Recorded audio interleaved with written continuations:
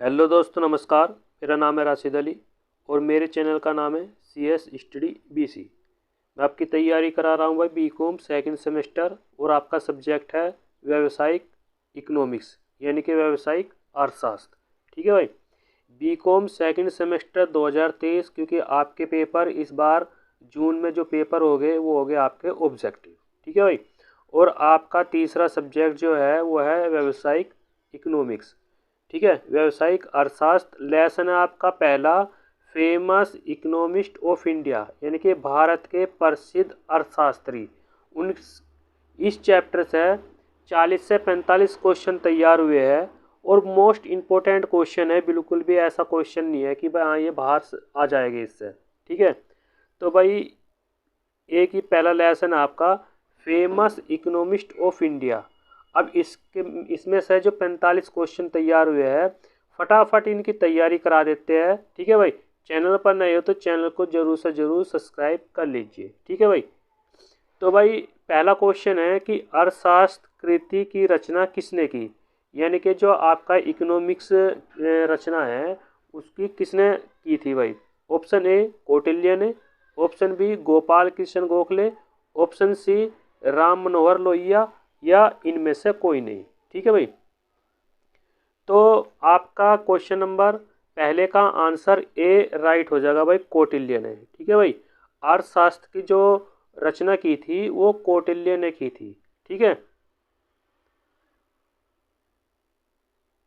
Question number 2, आधुनिक अर्थशास्त्र का संस्थापक यानी कि जनक किसे माना जाता है, यानी कि आधुनिक अर्थशास्त्र के पिता किसे कहा जाता है। क्वेश्चन ये भी इस तरह बन के आ सकता है आपका।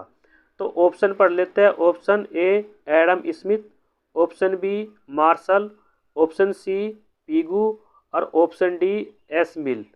तो भाई आधुनिक अर्थशास्त्र के जो जनक है, पिता है, वो एडम स्मिथ है भाई। ठीक है, कौन है? एडम स्मिथ है। और अगर पूछा जाए आपसे सिर्फ कि अर्थशास्त्र की कृति किसने की, यानी कि अर्थशास्त्र की जो रचना है वो किसने की थी, तो वो कौटिल्य है। आधुनिक अर्थशास्त्र के रूप में वो एडम स्मिथ माने जाते हैं। ठीक है भाई। और प्राचीन काल में जो अर्थशास्त्र लिखी गई थी वो कौटिल्य के द्वारा लिखी गई थी। ठीक है भाई, जिसको बोलते हैं चाणक्य।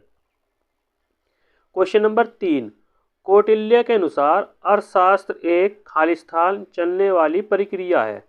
अब कौटिल्य ने कहा था कि वह जो आपकी इकोनॉमिक्स है वो किस प्रकार की है, चलेगी, रुकेगी, या भागेगी, क्या करेगी भाई।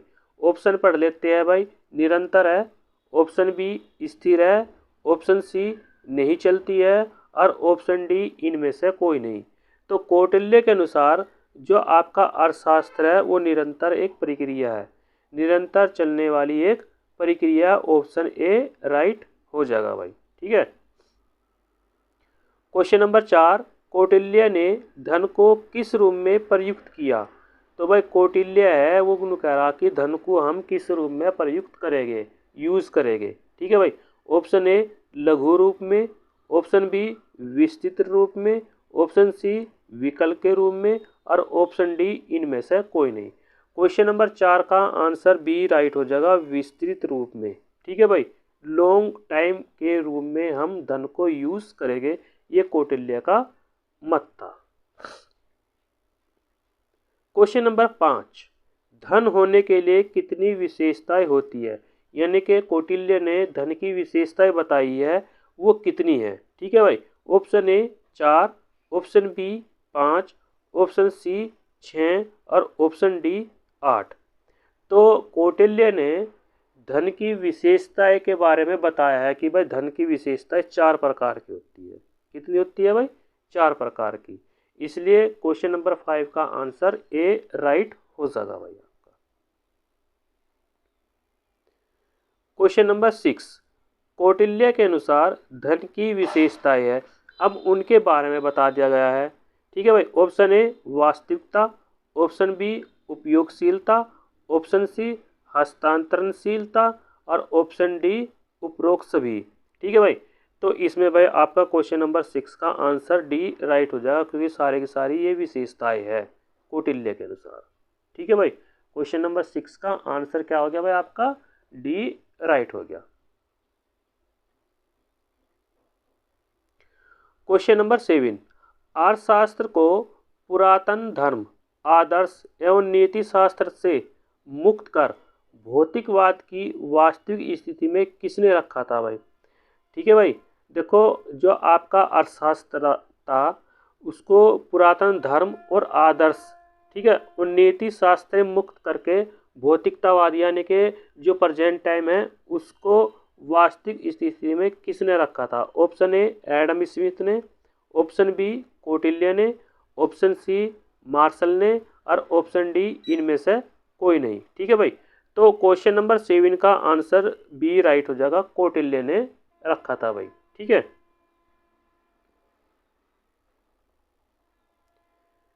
क्वेश्चन नंबर 8, अर्थशास्त्र को दर्शन शास्त्र से अलग किस विद्वान ने किया? ठीक है भाई, अर्थशास्त्र को दर्शन शास्त्र, ठीक है भाई, क्योंकि पाश्चात्य में क्या है, दर्शन शास्त्र को ज़्यादा मानते हैं। ठीक है, तो भाई उसको किसने अलग किया था? ऑप्शन ए कौटिल्य ने, ऑप्शन बी एडम स्मिथ ने और ऑप्शन सी मार्शल ने और ऑप्शन डी पीगू ने। क्वेश्चन नंबर 8 का आंसर डी राइट हो जाएगा भाई। ठीक है भाई, क्वेश्चन नंबर 8 का आंसर डी राइट हो जाएगा, वो पीगू ने माना था भाई।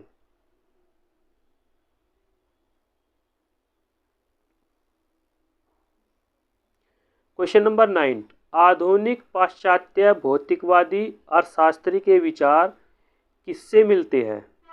ठीक है भाई, option A Marshall, option B Pigou, option C Mill और ऑप्शन डी उपरोक्त सभी। क्वेश्चन नंबर 9 का आंसर, एक मिनट रुकिए ना भाई,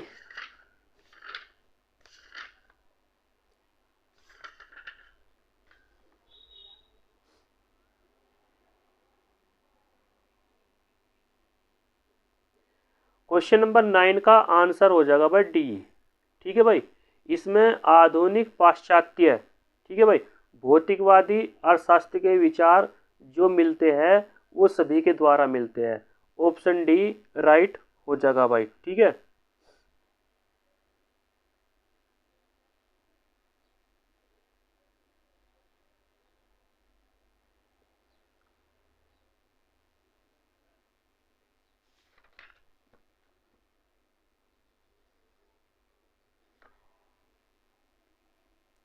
क्वेश्चन नंबर 9, वेदों के अनुसार नव दंपति द्वारा कितनी संतान उत्पन्न करना सही माना था? ठीक है भाई, वेदों के अनुसार जो नवनिवाहित जो दंपति होते हैं, यानी कि क्या कह रहा है, जो जिनकी नई शादी होती है, ठीक है, वेदों के अनुसार इसमें बताया गया है कि उनको कितने बच्चे पैदा करने चाहिए। ऑप्शन ए 10 बच्चे, ऑप्शन बी 20 बच्चे, ऑप्शन सी 30 बच्चे और ऑप्शन डी 2 बच्चे। ठीक है भाई, देखो जब आप पहला चैप्टर पढ़ोगे भारत के प्रसिद्ध अर्थशास्त्री, और इसमें साफ लिखा हुआ है कि वेदों के अनुसार 10 संतानें पैदा करनी चाहिए। कितनी करनी चाहिए? 10 संतानें। आप पढ़ लेना, इसमें एक जनसंख्या का टॉपिक है, उसके अंदर दे रखा कि वेदों के अनुसार जो नव दंपति है उनको कितनी संतान पैदा करनी चाहिए, उत्पन्न करनी चाहिए। ठीक है, तो इसमें साफ लिखा हुआ है 10 संतानें उत्पन्न करनी चाहिए। ठीक है, आज तो भाई 2 बच्चे ही भारी हो जाते हैं, पहले तो 10 बच्चों की बात कर रहे हैं, तो 2 ही बच्चों पे भारी हो जा। ठीक है, तो भाई ये आपका इसमें ऑप्शन ए राइट हो जाएगा भाई।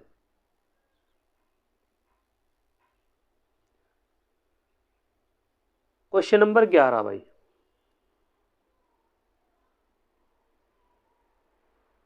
सॉरी, उद्योग के बारे में, यहाँ पे ये क्वेश्चन गलत हो गया भाई थोड़ा सा, अभी इसका मॉडिफाई कर लेते हैं भाई।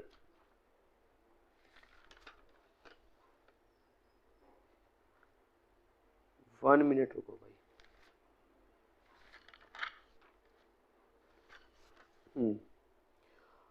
क्वेश्चन ये है भाई, थोड़ा सा यहाँ मिस्टेक हो गया, ये कह रहा है कि यहाँ से है आपका उद्योग। ठीक है भाई, उद्योग के बारे में, और यहाँ से भाई कोट के एरिया है, ये कौटिल्य है भाई। क्या है भाई? कौटिल्य। कौटिल्य की आर्थिक नीति कौन सी थी? ठीक है भाई, ये नहीं कह रहा कि भाई उद्योग के बारे में कौटिल्य की आर्थिक नीति कौन सी थी। ऑप्शन ए अधिकतम उत्पादन करना, ऑप्शन बी अधिकतम राज्य आय करना, ऑप्शन सी अधिकतम जनहित करना और ऑप्शन डी उपरोक्त सभी। ठीक है भाई, क्वेश्चन नंबर 11 का जो आंसर है वो आपका डी राइट हो जाएगा, इसमें सभी आंसर सही है।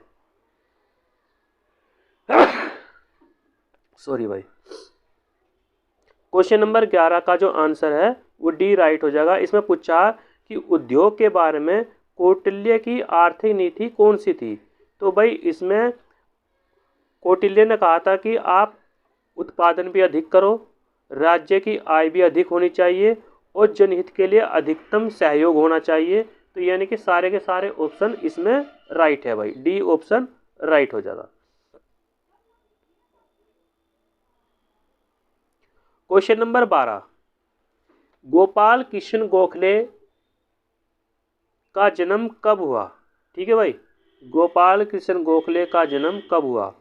ऑप्शन ए 9 मई 1866 को, ऑप्शन बी 10 जून 1870 को, ऑप्शन सी 15 मई 1960 को और ऑप्शन डी 10 दिसंबर 1820 को। ठीक भाई, क्वेश्चन नंबर 12 का जो आंसर है वो हो जाएगा आपका ए, गोपाल कृष्ण गोखले का जो जन्म हुआ था 9 मई 1866 को हुआ था। ठीक है भाई, कब हुआ था भाई? 9 मई 1866 को हुआ था।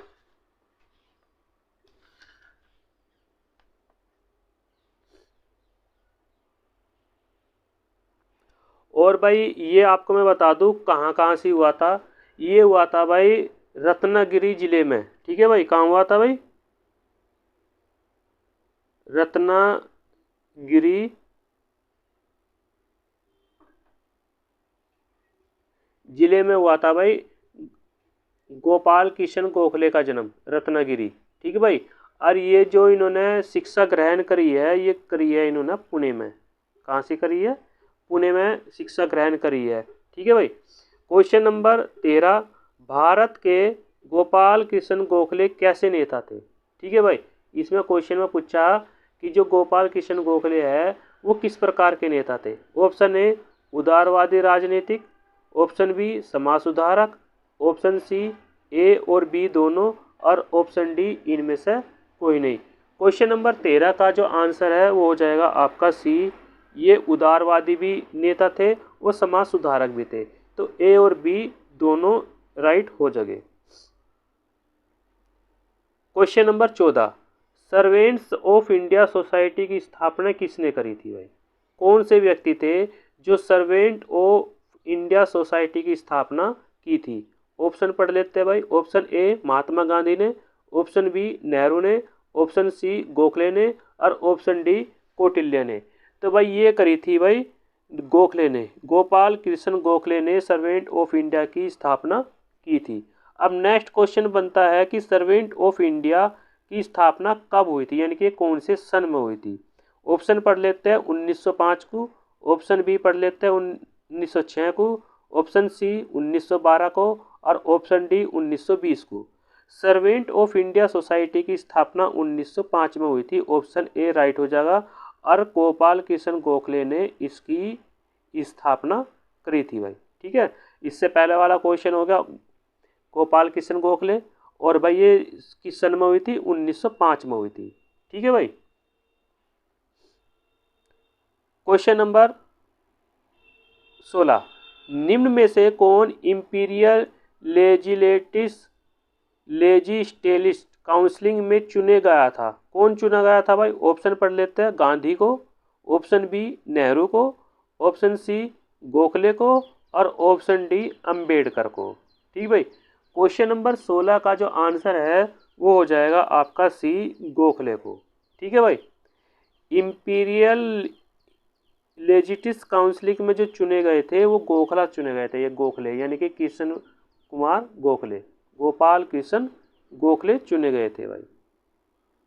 क्वेश्चन नंबर 17, निम्नलिखित में से कौन सा अर्थशास्त्री अतिरिक्त बजट के पक्ष में नहीं था, ये नहीं थे। ऑप्शन पढ़ लेते हैं।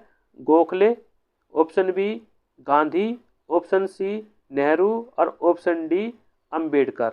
ठीक है भाई, तो ये भी आपके गोखले थे, गोपाल कृष्ण गोखले थे। ठीक है भाई, पूरा नाम इनका है गोपाल कृष्ण गोखले।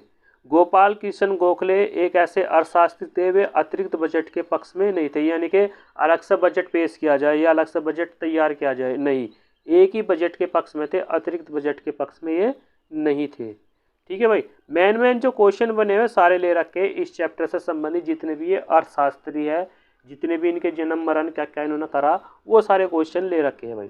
क्वेश्चन नंबर 18, किस अर्थशास्त्री ने भू राजस्व प्रणाली के लिए सुधार के लिए सुझाव दिया? ठीक है भाई, किसके लिए? क्या? भू राजस्व प्रणाली। ठीक है भाई, और उसमें सुधार करने के लिए किसने सुझाव दिया था?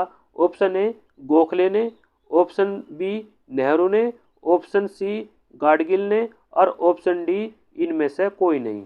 ठीक है भाई, तो भाई क्वेश्चन नंबर आपका जो 18 है वो है आपका ए। ठीक है भाई, गोपाल कृष्ण गोखले ने भू राजस्व प्रणाली के लिए सुधार के लिए सुझाव दिया था कि भाई आप इसमें सुझाव तैयार कर लीजिए। ठीक है भाई, क्वेश्चन नंबर 19, निम्नलिखित में से भारत के योजना आयोग के उपाध्यक्ष थे? ठीक भाई, योजना आयोग के उपाध्यक्ष थे तो कौन थे भाई? Option A Gokhale, option B Nehru, option C Gadgil और option D Lohia. Question number 19 का आंसर सी राइट हो जाएगा। भारत के योजना आयोग के जो उपाध्यक्ष थे, ठीक है, स्वतंत्रता के बाद वे थे गाडगिल। ठीक, भारत के योजना के आयोग के उपाध्यक्ष। क्वेश्चन नंबर 20, धनंजय रामचंद्र गाडगिल, यानी कि इनका पूरा नाम है धनंजय रामचंद्र गाडगिल का जन्म कब हुआ? ठीक है भाई, क्वेश्चन नंबर 20 है। ऑप्शन ए 9 मई 1866 में, ऑप्शन बी 10 जून 1970 को और ऑप्शन सी 10 अप्रैल 1901 को और ऑप्शन डी 10 दिसंबर 1920 को। ठीक है भाई, क्वेश्चन नंबर 20 का आंसर हो जाएगा आपका सी, 10 अप्रैल 1901 को धनंजय रामचंद्र गाडगिल का जन्म हुआ था भाई। ठीक है, और 9 मई 1866 को हुआ था भाई गोपाल कृष्ण गोखले का जन्म।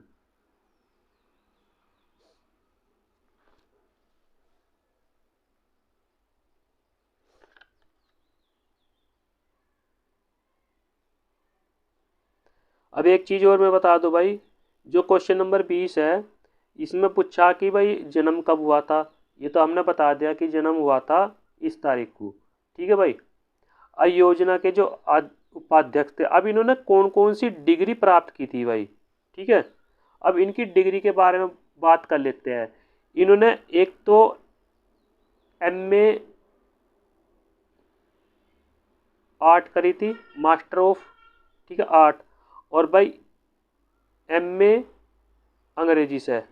ठीक है भाई, गाडगिल जो MA आर्ट थी, MA आर्ट, ठीक है भाई, MA आर्ट से स्नातकोत्तर की थी और MA अंग्रेजी से स्नातकोत्तर की थी मुंबई विश्वविद्यालय से। और फिर ये चले गए थे भाई कैम्ब्रिज विश्वविद्यालय। मुंबई विश्वविद्यालय से इन्होंने मतलब UG की थी और MA आर्ट और MA इंग्लिश से ये करी थी कैम्ब्रिज विश्वविद्यालय से इन्होंने भाई। ठीक है भाई, तो क्वेश्चन नंबर 21 आपका है कि डॉक्टर गाडगिल ने किन किन योजनाओं पर काम किया? कौन सी योजना है? ठीक है भाई, कौन सी वो योजना है जिन पर डॉक्टर गाडगिल ने काम किया था? ऑप्शन ए पहली तथा दूसरी योजना, ऑप्शन बी दूसरी तथा तीसरी योजना, ऑप्शन सी चौथी तथा पांचवी योजना और ऑप्शन डी इनमें से कोई नहीं। क्वेश्चन नंबर 21 का आंसर हो जाएगा सी, चौथी तथा पांचवी योजना आई थी, मतलब उस टाइम पे जो डॉक्टर गाडगिल ने महत्वपूर्ण योगदान दिया था चौथी और पांचवी योजना के अंतर्गत। ठीक है भाई, क्वेश्चन नंबर 22, भारत सरकार ने सन 2008 में किसके सम्मान में स्मारक डाक टिकट जारी किया था? ठीक है भाई, उस टाइम पे भाई कांग्रेस की सरकार थी और किसके उपलक्ष्य में स्मारक डाक टिकट जारी करा था? तो ऑप्शन पढ़ लेते हैं, नेहरू के, ऑप्शन बी लोहिया के, ऑप्शन सी गाडगिल के और ऑप्शन डी गांधी जी के। तो भाई गाडगिल के उपलक्ष्य में 2008 में एक सम्मान डाक टिकट जारी किया था 2022 के, क्योंकि चौथी और पांचवी योजना में बहुत महत्वपूर्ण योगदान इन्होंने दिया था। उसके उपलक्ष्य में, ठीक है, 2008 में एक स्मारक डाक टिकट जारी किया था गाडगिल के सम्मान में। ठीक है भाई। क्वेश्चन नंबर 23, किसे भारत के योजना आयोग के सदस्य के रूप में नियुक्त किया गया था? ठीक है भाई, क्वेश्चन नंबर 23 है भाई। ऑप्शन ए गाडगिल को, ऑप्शन बी गोखले को, ऑप्शन सी डॉक्टर लोहिया को और ऑप्शन डी पंडित नेहरू को। तो ऑप्शन ए राइट हो जाएगा गाडगिल को। ठीक है भाई। क्वेश्चन नंबर 24, भारत में समाजवादी राजनीतिक नेता के रूप में किसे जाना जाता है? ठीक है भाई, किसके भाई? समाजवादी राजनीतिक नेता के रूप में। ऑप्शन ए गाडगिल को, ऑप्शन बी डॉक्टर लोहिया को, ऑप्शन सी नेहरू को और ऑप्शन डी गोखले को। ठीक है भाई, क्वेश्चन नंबर 24 का आंसर हो जाएगा बी। ठीक है भाई, डॉक्टर राम मनोहर लोहिया को। इनका पूरा नाम है भाई डॉक्टर राम मनोहर लोहिया। डॉक्टर राम मनोहर लोहिया एक ऐसे व्यक्ति थे जो समाजवादी राजनीति के रूप में प्रसिद्ध हुए थे। ठीक है भाई। Question number 25, doctor Ram Manohar Lohia का जन्म कब हुआ? ठीक है भाई, कब हुआ था भाई? अब इसके बारे में डिटेल पढ़ लेते हैं भाई हम। कब हुआ था भाई? ऑप्शन ए 23 मार्च 1910 को, ऑप्शन बी 10 अप्रैल 1901 को, ऑप्शन सी 9 मई 1866 को और ऑप्शन डी 10 दिसंबर 1920 को। क्वेश्चन नंबर 25 का आंसर हो जाएगा भाई ए, 23 मार्च 1910 को डॉक्टर राम मनोहर लोहिया का जन्म हुआ था। क्वेश्चन नंबर 26, निम्नलिखित में से कौन 10 साल, ठीक है भाई, कौन 10 साल की उम्र में सत्याग्रह आंदोलन में भाग लिया था? यानी कि कूद पड़े थे, 10 साल की एज थी, इनको भाई हमें तो देश को बचाना है। ऑप्शन ए डॉक्टर लोहिया थे, ऑप्शन बी डॉक्टर गाडगिल थे और ऑप्शन सी पंडित नेहरू ने और ऑप्शन डी गोखले ने। ठीक है भाई, 10 साल की उम्र में सत्याग्रह में आंदोलन में भाग लिया था, वो थे डॉक्टर लोहिया। ठीक है भाई, डॉक्टर राम मनोहर लोहिया ने 10 साल की उम्र में सत्याग्रह में भाग लिया था। तो यहां से क्वेश्चन जरूर बन सकता है भाई। क्वेश्चन नंबर 27, डॉक्टर लोहिया का जन्म किस राज्य में हुआ? ठीक है भाई, डॉक्टर लोहिया का जन्म किस राज्य में हुआ?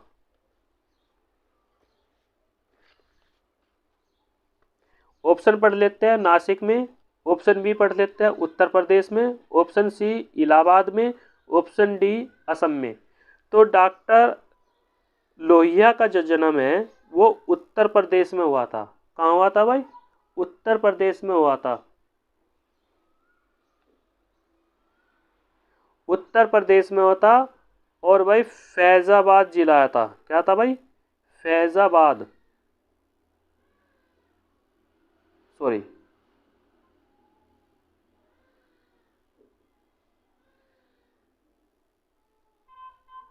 भाई फैजाबाद में, फैजाबाद के ज़िले में। और ये था भाई अकबरपुर। क्या था भाई? अकबरपुर। ठीक है। और भाई इन्होंने एक चीज़ और है, हमबोल्ट विश्वविद्यालय जर्मनी से इन्होंने पढ़ाई करी थी। कहाँ से करी थी भाई? हमबोल्ट, हमबोल्ट विश्वविद्यालय। ठीक है भाई, यहाँ से इन्होंने पढ़ाई करी थी फैजाबाद जिले के अकबरपुर में। ठीक भाई, और ये उत्तर प्रदेश के निवासी थे, डॉक्टर राम मनोहर लोहिया। और इन्होंने जो पढ़ाई करी थी वो हम्बोल्ट विश्वविद्यालय जर्मनी से करी थी। ठीक है भाई। क्वेश्चन नंबर 28, स्वतंत्रता की वकालत किसने की? ठीक है भाई, ये कह रहे हैं भाई स्वतंत्रता की वकालत किस नेता ने की थी? ऑप्शन ए नेहरू ने, ऑप्शन बी लोहिया ने, ऑप्शन सी गाडगिल ने और ऑप्शन डी कौटिल्य ने।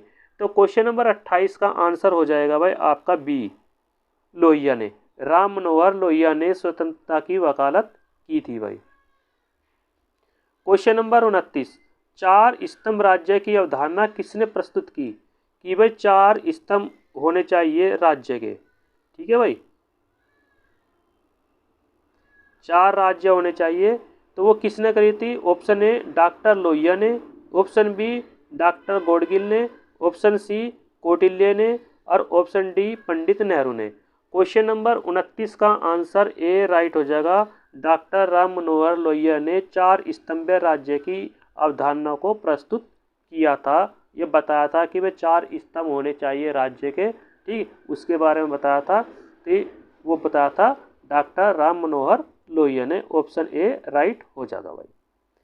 क्वेश्चन नंबर 30, भारत के प्रथम प्रधानमंत्री कौन थे?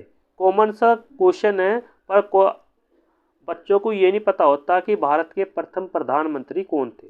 ऑप्शन पढ़ लेते हैं, Shri Narendra Modi, option B Shri Pandit Nehru, option सी योगी आदित्यनाथ और ऑप्शन डी श्री अखिलेश यादव। ठीक है भाई, भारत के प्रथम प्रधानमंत्री जो थे वो थे भाई पंडित नेहरू। ठीक है भाई, पंडित नेहरू थे और जब तक इनकी मृत्यु हुई ये प्रधानमंत्री के पद पर ही बने रहे। ठीक है भाई।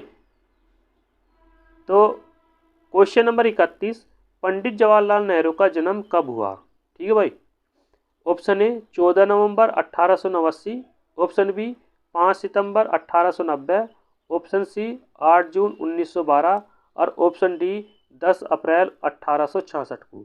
पंडित जवाहरलाल नेहरू का जो जन्म हुआ था वो 14 नवंबर 1889 के रूप में हुआ था, क्योंकि 14 नवंबर जो है बच्चों के उसके उपलक्ष्य में मनाया जाता है चाचा नेहरू के रूप में। ठीक है भाई, चिल्ड्रन डे के रूप में मनाया जाता है भाई 14 नवंबर को। तो पंडित जवाहरलाल नेहरू का जो जन्म हुआ था 14 नवंबर 1889 को हुआ था भाई। क्वेश्चन नंबर 32, पंडित नेहरू कानून की पढ़ाई करके भारत कब वापिस आए? ठीक है भाई, भारत कब वापिस आए? क्वेश्चन नंबर 32 है आपका। ऑप्शन पढ़ लेते हैं भाई। ऑप्शन है 1910 को, ऑप्शन बी 1912 को, ऑप्शन सी 1905 को और ऑप्शन डी 1920 को। ठीक है भाई, अब आपको मैं यहाँ से थोड़ी सी जानकारी में बता दूँ। पंडित नेहरू जो पढ़ाई करके आए थे वो आए थे 1912 को। ठीक, और कहाँ से आए थे भाई? इंग्लैंड से आए थे भाई। इंग्लैंड, ये आप इंग्लैंड गए थे बैरिस्टर बनने के लिए, बैरिस्टर की पढ़ाई कर करके, यानी कि ये एक बैरिस्टर यानी कि वकील थे। ठीक है भाई, और इन्होंने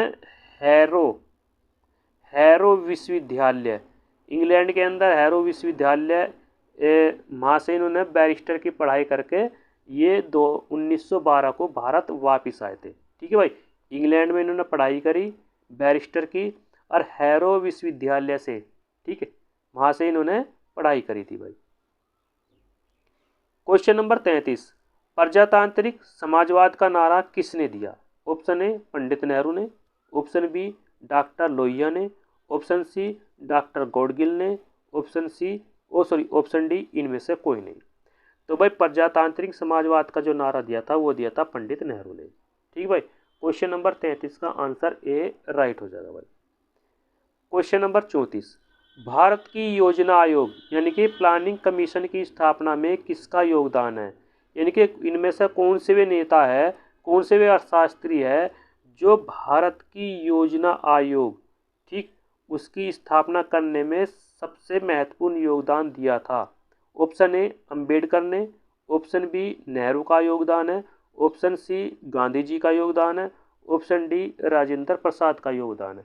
क्वेश्चन नंबर 34 का आंसर बी राइट हो जाएगा। पंडित जवाहरलाल नेहरू का बहुत बड़ा योगदान है योजना आयोग को बनाने के लिए, कि भाई योजना आयोग होना चाहिए भारत के अंदर, उसमें प्लानिंग होनी चाहिए, ठीक है। तो उसमें पंडित जवाहरलाल नेहरू का बहुत योगदान, क्योंकि भाई पढ़ा लिखा था और भाई बैरिस्टर था, कानून की पढ़ाई इसने कर रखी थी, तो ये जानकारी सारी थी इनको, ठीक है भाई, विद्वान थे ये। क्वेश्चन नंबर 35, भारतीय कांग्रेस द्वारा नियुक्त राष्ट्रीय नियोजन समिति के अध्यक्ष किसे बनाया गया? भाई भारतीय राष्ट्रीय कांग्रेस के द्वारा नियुक्त राष्ट्रीय नियोजन समिति के अध्यक्ष किसे बनाया गया? क्वेश्चन नंबर 35 है, ऑप्शन ए गांधी को, ऑप्शन बी अंबेडकर को, ऑप्शन सी नेहरू को और ऑप्शन डी इनमें से कोई नहीं। तो ऑप्शन सी राइट हो जाएगा, राष्ट्रीय नियोजन समिति के अध्यक्ष नेहरू जी को बनाया गया था भाई, ठीक है। क्वेश्चन नंबर 36, भीमराव अंबेडकर को और किस नाम से जाना जाता है? जो आपके भीमराव अंबेडकर है उसको किस नाम से जाना जाता है? ऑप्शन ए बाबा साहेब के नाम से, ऑप्शन बी राष्ट्रपिता के नाम से, ऑप्शन सी महात्मा जी के नाम से और ऑप्शन डी इनमें से कोई नहीं। तो भाई आपका ऑप्शन ए राइट हो जाएगा, बाबा साहेब के नाम से भीमराव अंबेडकर को जाना जाता है, ठीक है भाई। क्वेश्चन नंबर 37, दलितों यानी कि हरिजन का मसीहा किसे माना जाता है? इनके किसको कहा गया है हरिजनों का मसीहा? ऑप्शन ए डॉक्टर अंबेडकर को, ऑप्शन बी महात्मा गांधी को, ऑप्शन सी नेहरू को और ऑप्शन डी इनमें से कोई नहीं। तो भाई ऑप्शन ए राइट हो जाएगा, दलितों या हरिजनों का जो मसीहा के रूप में है वो डॉक्टर अंबेडकर है, भीमराव अंबेडकर, क्योंकि इन्होंने ही हरिजनों को एक रास्ता दिखाया कि भाई संविधान के अंदर इन्होंने सबसे ज़्यादा इन्हीं के लिए वो लिया था भाई प्रावधान। क्वेश्चन नंबर 38, भारत के संविधान के निर्माता यानी कि वास्तुकार के रूप में किसे जाना जाता है? यानी कि जो भारत का संविधान है वो किसने तैयार किया था, यहाँ क्वेश्चन पूछ रहा है। ऑप्शन ए नेहरू को, ऑप्शन बी राजेंद्र प्रसाद को, ऑप्शन सी अंबेडकर को और ऑप्शन डी सच्चिदानंद को। तो भाई क्वेश्चन नंबर 38 का आंसर सी राइट हो जाएगा, अंबेडकर को, ठीक है भाई। भीमराव अंबेडकर ऐसे व्यक्ति थे जिन्होंने भारत का संविधान तैयार किया था, ये इनके निर्माता है, जन्मदाता है, पिता है, ठीक है भाई। क्वेश्चन नंबर 39, भारतीय रिजर्व बैंक की स्थापना में किसका महत्वपूर्ण भूमिका रही है?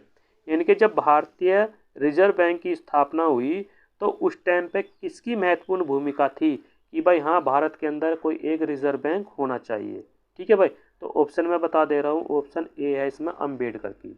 अंबेडकर एक ऐसे व्यक्ति थे कि इन्होंने भारतीय रिजर्व बैंक की स्थापना के लिए एक महत्वपूर्ण भूमिका निभाई थी और 1935 में भारतीय रिजर्व बैंक की स्थापना हो गई थी भाई। कब हो गई थी? 1935 को, ठीक है भाई। तो 1935 को भारतीय रिजर्व बैंक की स्थापना इसमें हो गई थी भाई ये।